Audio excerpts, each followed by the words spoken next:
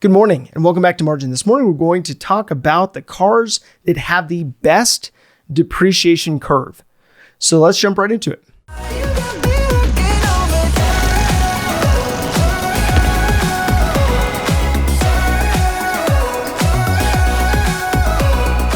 So you may have walked away with that call to action on the last episode and kind of felt as though, what do I do next? I mean, if my car is depreciating at the rate that it is, and if I don't want to stomach that depreciation going forward, how do I begin the process of improving in this large purchase, improving and purchasing this this next vehicle in the best manner that possible?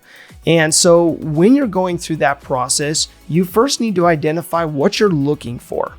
Identifying what you're looking for is half the battle. And so figuring out what is the purpose of the vehicle you're buying. Is it for you? Is it for you and your spouse? Is it for you and your family? Do you have certain utilitarian needs? Are you living in a certain environment that requires certain capabilities? Looking at the components of what your needs are will be the first step so that you don't end up buying a vehicle that doesn't fit your needs. So you may be thinking, great, I am ready to buy a new vehicle, or maybe I'm waiting to purchase a new vehicle, but I want to make sure I research it this time. So you may be thinking like, okay, well, I don't want to experience that depreciation curve the way I did before. I want to learn from that. I want to make sure I buy the vehicle that fits the needs of the family, but I also go through a vetting period to make sure that I get the right vehicle for my needs. So you may be thinking about it from that standpoint and thinking about how you can buy a vehicle that you're not just simply driving the value right off of. So some resources I've found to be helpful in the research process has been J.D. Power and Kelley Blue Book. So Kelley Blue Book I've used for various articles of research. I've also used it for the Kelley Blue Book book values. And so using that resource to not only value your current vehicle, to also be able to use that resource in order to understand, okay, what vehicles are actually in the marketplace that perform a lot better than other vehicles. So the first resource I found was with J.D. Power, and they basically provided an article that showed the best resale ratings for 2021. Now, as you're looking through an article like this, you want to look at your specific class of vehicle. So if you're buying a large truck, or if you are buying a small SUV, you can go through the process of seeing, okay, well, what does J.D. Power estimate the best vehicle for resale values to be for this new year? And I would start there. That would be a good starting point. That doesn't mean you end up buying that vehicle, but it gives you a good starting point so you understand, okay, what is causing this vehicle to outperform its competitors and to perform at a better rate when it comes to depreciation. So the other resources I found was having to do with looking at Kelley Blue Book. So Kelley Blue Book also had a similar article that looked at the 2021 Best Resale Value Awards.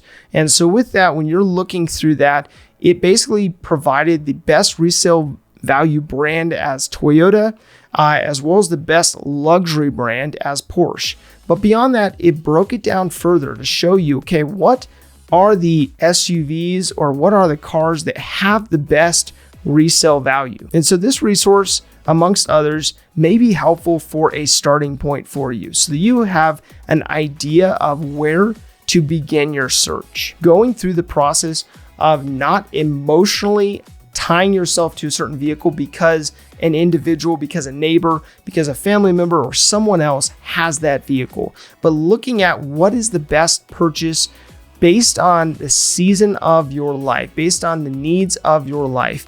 And so looking at that, this may be able to save you thousands, if not tens of thousands, in just the cost of buying and operating a vehicle over the lifespan that you own it for. So if you are in the market to buy something, my first aspect of advice would be to slow down, take a breather, and to actually spend time researching what it is that you're actually looking for.